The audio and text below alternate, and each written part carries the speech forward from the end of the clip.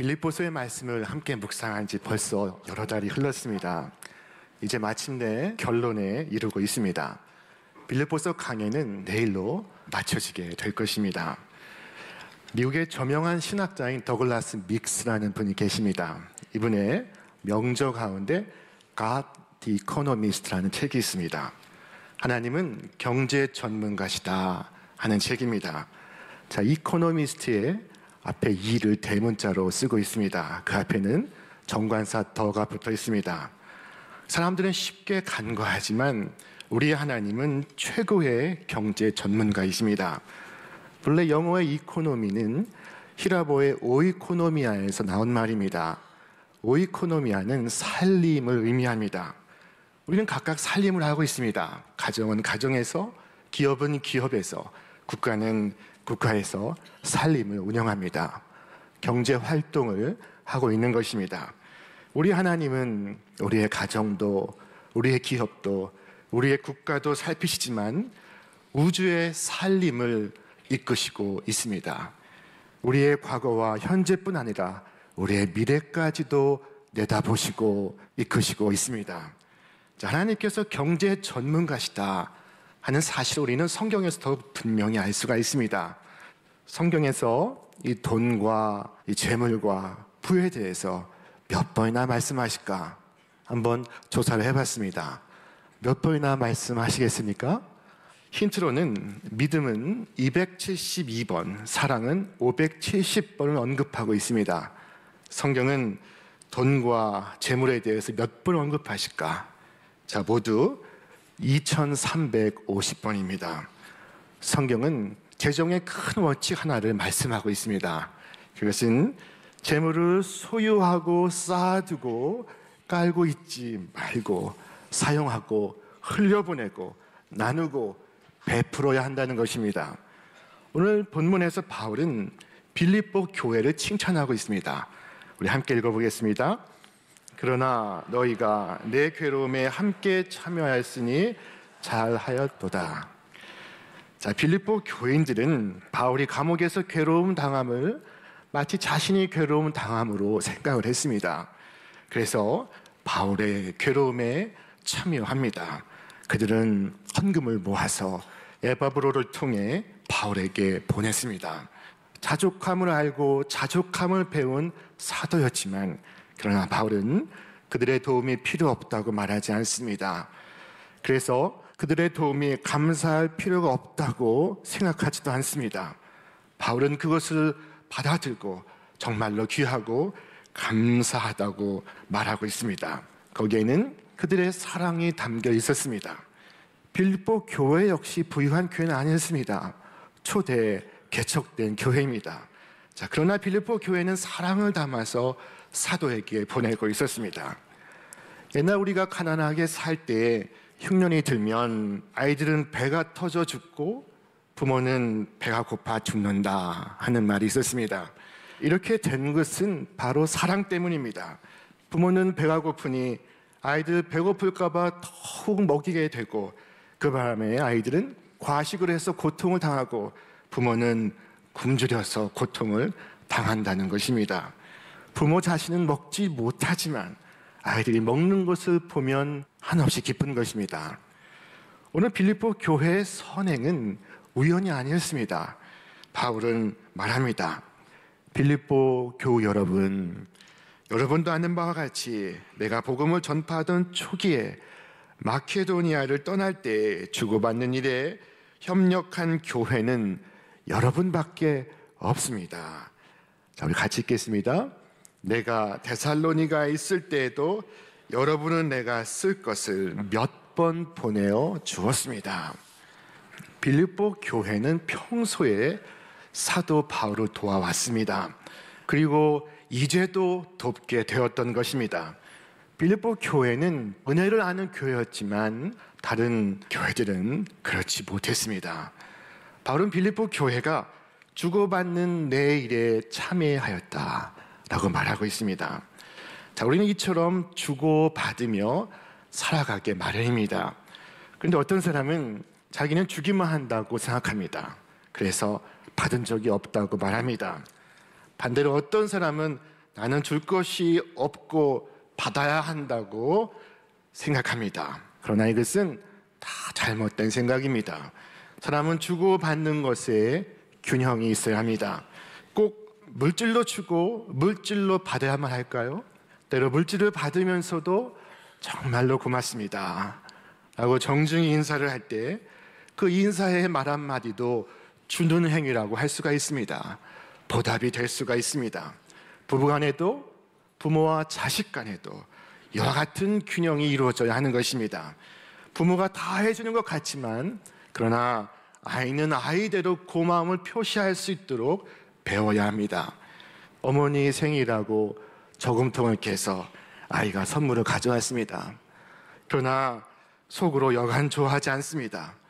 알고 보면 그 돈이 다 어디에서 나왔습니까?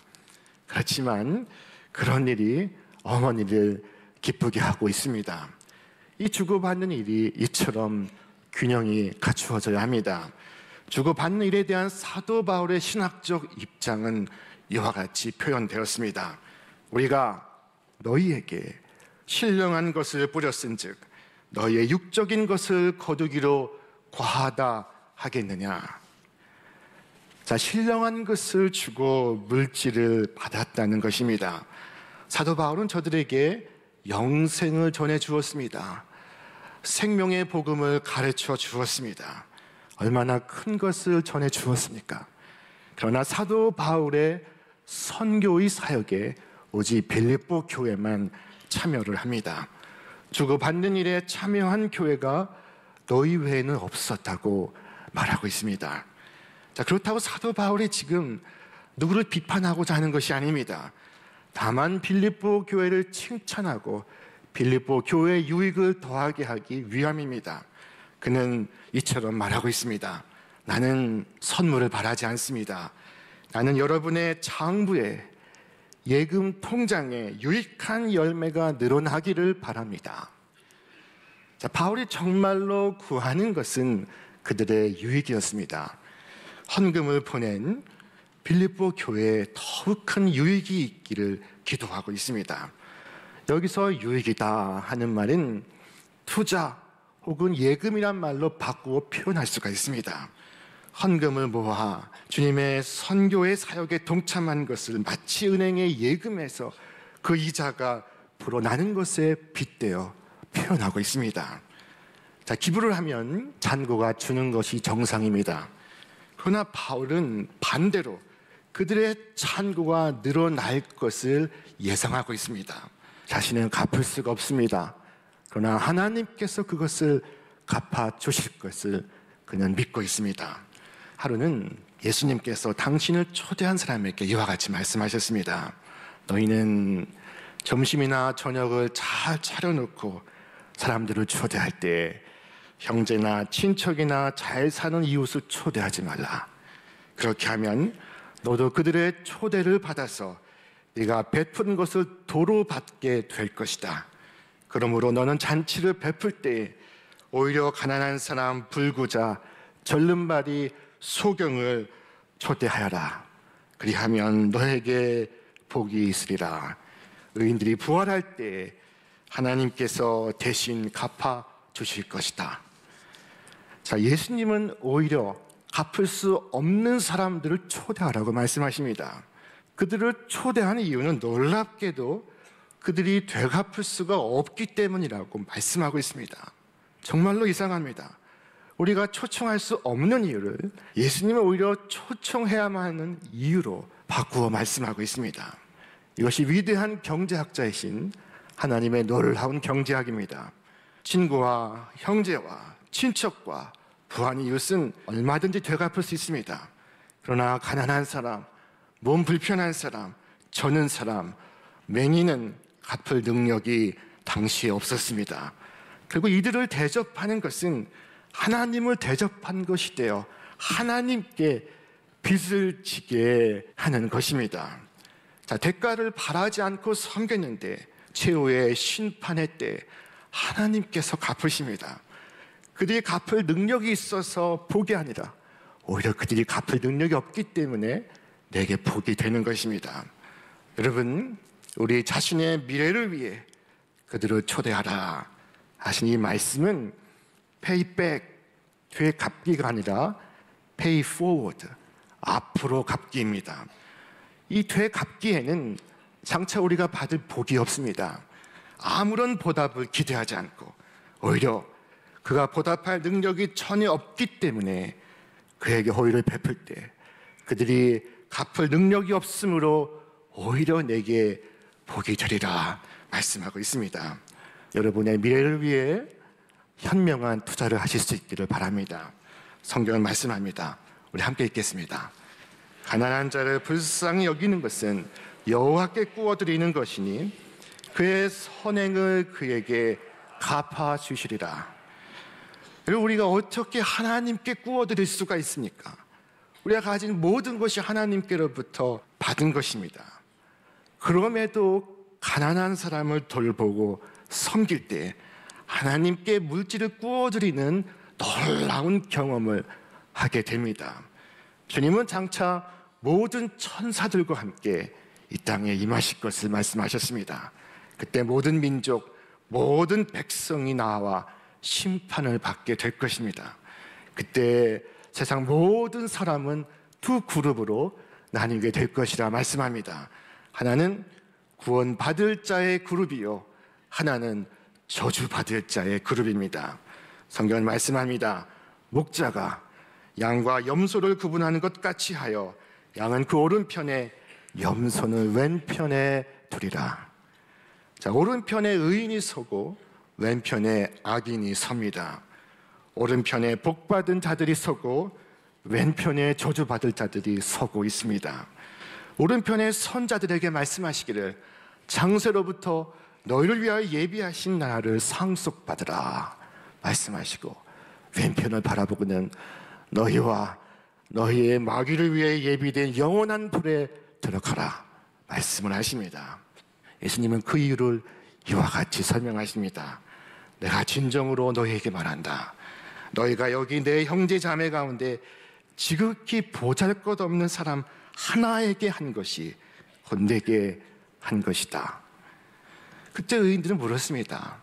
주여, 우리가 어느 때 주께서 줄이신 것을 보고 음식을 대접하였으며 목마르신 것을 보고 마시게 하였나이까? 의인은 언제 우리가 그렇게 했습니까? 묻습니다. 그러나 악인은 우리가 언제 그렇게 하지 않았습니까? 라고 따져 묻습니다. 주여, 우리가 어느 때 주께서 줄이신 것이나 목마르신 것이나 나그네 되신 것이나 헐벗으신 것이나 병드신 것이나 옥에 갇히신 것을 보고 공양하지 아니하더이까? 의인과 악인 모두가 기억이 나지 않습니다.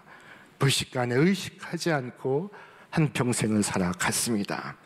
의인은 선을 행하고도 몰랐습니다.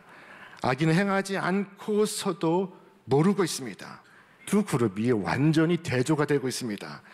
오른편에 있는 사람들은 작은 사람들을 돌보았고 왼편에 있는 사람들은 그렇게 하지 않고 살았습니다. 오른편에 있는 사람들은 하나님을 사랑하고 이웃을 섬기는 것을 당연한 일인 줄 알고 해야 할 도리를 했을 뿐입니다. 그래서 기억하지 못하는 것입니다. 뭔가를 쌓아놓고 하나님께 요구하기 위해서 행한 일이 아니었습니다. 내 자격 조건을 갖추어서 당당히 주장하려고 했던 것이 아닙니다. 그래서 다 잊어버렸습니다. 기억도 못하고 있습니다. 여러분, 하나님께서 우리에게 원하시는 것은 어려운 일이 아닙니다. 추상적인 것도 아닙니다. 그것은 마음으로 얼마든지 할 수 있는 것입니다. 그래서 우리의 많고 적음의 문제가 아니라 우리가 가진 그것으로 행하느냐 그렇지 않느냐의 여부입니다. 되갚을 능력이 없는 사람을 대접하라. 이것이 최고의 경제 전문가이신 하나님이 말씀하시는 우리의 미래를 위한 가장 현명한 투자입니다. 성경은 말씀합니다. 하나님은 불의하신 분이 아니므로 여러분의 행위와 여러분이 하나님의 이름을 위하여 나타낸 그 사랑을 잊지 않으십니다. 여러분, 당장에 손해보는 것 같고 잃는 것 같아도 우리의 이웃을 섬기는 것은 우리에게 큰 유익이 됩니다. 주께서 말씀하십니다. 구제를 좋아하는 자는 풍족하여질 것이요 남을 윤택하게 하는 자는 자기도 윤택하여지리라. 바울은 이어서 이와 같이 기록하고 있습니다. 나는 모든 것을 받아서 풍족하게 지내고 있습니다. 자, 우리 같이 읽겠습니다. 나는 여러분이 보내준 것을 에바브로디도로부터 받아서 풍족합니다. 그것은 아름다운 향기이며 하나님께서 기쁘게 받으시는 제물입니다. 바울은 한마디로 내가 이 모든 것을 잘 받았습니다. 넘치게 받았습니다. 라고 말하고 있습니다. 오늘 말로 정희영수합니다 하는 말입니다. 그래서 이 빌립보서를 두고 학자들은 말하기를 빌립보 교회에 보내는 영수증의 역할도 하고 있다고 말하고 있습니다. 여러분, 예수님께서 이 표현을 쓰신 적이 있습니다. 구제하는 사람이 구제를 하면서 회당 앞에서 큰 길에 나와 나팔을 불었습니다. 그리고 기도하는 사람이 기도하면서 자신을 과시하기 위해 마찬가지로 회당과 큰 거리 어귀에서 기도를 하였습니다. 예수님께서 그런 사람들을 자기 상을 이미 받았다라고 말씀하셨습니다. 그러므로 구제할 때 외식하는 자가 사람에게서 영광을 받으려고 회당과 거리에서 하는 것 같이 너희 앞에 나팔을 불지 말라. 진실로 너희에게 이르노니 그들은 자기 상을 이미 받았느니라. 자, 이미 영수증을 받았느니라 하시는 말씀입니다. 즉 그들이 아무리 구제를 하고 기도를 많이 하여도 이미 영수증을 받았기 때문에 하나님께서 그들에게 되갚을 것이 없다는 것입니다. 그러므로 성경은 우리에게 말씀하고 있습니다. 무슨 일을 하든지 사람에게 하듯이 하지 말고 그 뒤에 계신 주님께 하듯이 진심으로 하십시오. 여러분은 주님께 유산을 상으로 받는다는 사실을 기억하십시오. 여러분이 지금 섬기는 분은 주 그리스도십니다. 바울은 빌립보 교회가 보내준 헌금을 받으면서 두 가지를 말씀하고 있습니다. 첫째는 교회가 보내준 것을 받음으로 내가 풍족하게 되었다고 말씀합니다. 이것은 그의 수용하는 마음을 표현하고 있습니다. 준 사람의 마음도 중요하지만 받는 사람의 마음도 고와야 합니다. 비록 적은 것을 받았지만 소중히 여기며 고맙고 감사합니다. 풍성하게 되었습니다. 넉넉하게 되었습니다. 하는 이 마음도 대단히 중요한 것입니다. 이런 마음은 하나님 앞에서 우리가 가져야 할 마음이기도 합니다. 우리가 받은 바에 대하여 감사하고 자족하는 마음을 가질 수 있어야 합니다. 바울은 지금 감옥에 있습니다. 그런데 그곳에서 넘침과 풍성함이 어디 있겠습니까? 그러나 바울의 은혜로운 심령은 만족하고 풍성하다고 말하고 있습니다.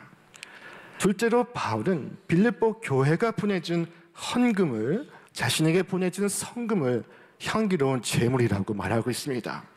하나님 앞에 드린 것이라고 칭찬하고 있습니다. 예수님께서 12명의 제자를 파송하시며 이와 같이 말씀하셨습니다. 우리 함께 읽겠습니다. 너희를 영접하는 자는 나를 영접하는 것이요 나를 영접하는 자는 나를 보내신 이를 영접하는 것이니라. 선지자의 이름으로 선지자를 영접하는 자는 선지자의 상을 받을 것이요 의인의 이름으로 의인을 영접하는 자는 의인의 상을 받을 것이요. 사도 바울은 빌립보 교회가 자신에게 보낸 것을 가리켜 이것은 하나님께 드리는 향기로운 제물이요 하나님을 기쁘시게 한 것이다 말하고 있습니다. 그는 그가 받은 선물이 천국의 은행에 빌립보 교인들의 계좌에 쌓아지기를 바라면서 그 선물이 하나님께 드려진 것이라고 말하고 있습니다.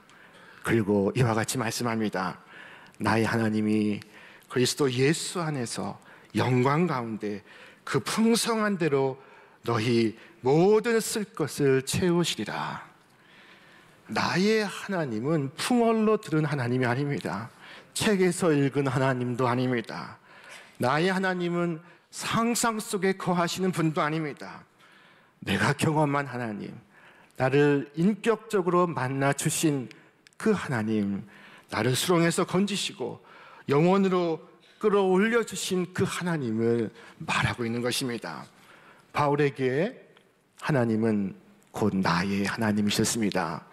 오늘 여러분에게도 그 하나님이 나의 하나님이 되실 수 있기를 바랍니다.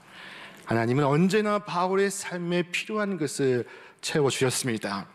자, 그리스도 예수 안에서 풍성하게 하셨습니다. 자, 빌립보 교회는 하나님의 도구가 되었습니다. 우리 역시 하나님의 도구가 될 수가 있습니다. 어느 시인의 고백입니다. 어느 추운 겨울날 아침에 나는 골목 어귀에 서 있었다. 나는 거기에 떨고 서 있는 거지 한 사람을 보았다. 난 하나님께 물었다. 하나님, 도대체 저런 사람은 어떻게 된 것입니까? 무슨 대책을 세우셔야지요. 하나님은 말씀하셨다. 나는 이미 대책을 세웠다. 나는 또 물었다. 그 대책이 도대체 무엇입니까? 하나님께서 이렇게 말씀하셨다. 네가 바로 그 대책이니라. 우리 교회는 매주 금요일 오후에 을지로 지하도에서 노숙인들과 함께 예배를 드리고 있습니다. 1명, 2명 모인 예배가 이제 300명에 이르고 있습니다. 지하도의 한편에서 예배를 드리면 저 끝까지 가득 채우고 있습니다. 예배를 드리고 그리고 마칠 때 빵과 우유를 건네드리고 있습니다. 그런데 추운 이 겨울에 뜨거운 물이 있다면, 그 뜨거운 물을 나를 수 있는 차량이 있다면 따뜻한 국물을 드릴 수 있을 텐데 라고 봉사하시는 분의 바람을 제가 들을 기회가 있었습니다. 그분의 말씀이 제 뇌리에서 계속해서 맴돌았습니다. 여러분, 오늘 우리도 하나님의 도구가 될 수가 있습니다. 바울은 빌립보 교회 사람들에게 그 하나님이 나의 하나님이 되기를 바랍니다. 하나님은 우리의 모든 쓸 것을 채워주십니다. 하나님을 기쁘시게 하는 헌신은 절대로 손해를 입지 않습니다. 여러분, 저의 손이 큽니다. 그러나 저의 손이 크면 얼마나 크겠습니까? 하나님의 손보다 크겠습니까? 사람이 무엇을 한다고 해야 그것은 다 시시한 것입니다. 하나님이 그의 풍성한 대로 채우시리라 말씀하고 있습니다. 다윗은 나의 잔이 넘치나이다 라고 고백을 했습니다. 여러분, 그 넘치는 사랑 안에서 영광 가운데 그의 풍성한 대로 여러분의 쓸 것을 채우시기를 주님의 이름으로 축원합니다. 땅에서만이 아니요 하늘에서도 풍성하게 채우십니다. 땅에서 행한 작은 일이요 사도 바울에게 한 선물인데, 그것은 땅에서 그들을 풍성하게 하고 또 하늘에서까지 풍성하게 채우시게 하는 것이었습니다. 자, 그리고 바울은 마지막으로 이와 같이 인사를 합니다. 우리 함께 읽겠습니다. 하나님 곧 우리 아버지께 세세 무궁하도록 영광을 돌릴지어다. 자, 오늘 나의 하나님, 빌립보 교회 하나님, 그 하나님이 합쳐져 하나님 곧 우리 아버지가 되었습니다. 바울의 하나님은 곧 나의 하나님이시며 우리 아버지이십니다. 여러분, 가만히 눈을 감고 나의 하나님, 우리의 아버지라고 기도하시기를 바랍니다. 그 하나님께서 우리의 남은 생에도 우리의 자손들에게도 그리스도 예수 안에서 영광 가운데 그의 풍성한 대로 쓸 것을 채우시기를 주님의 이름으로 축원합니다. 그리하여 2019년 우리를 통하여, 우리의 교회를 통하여 하나님의 이름이 영광 받으시고 주님의 이름이 높아지기를 주님의 이름으로 축원합니다.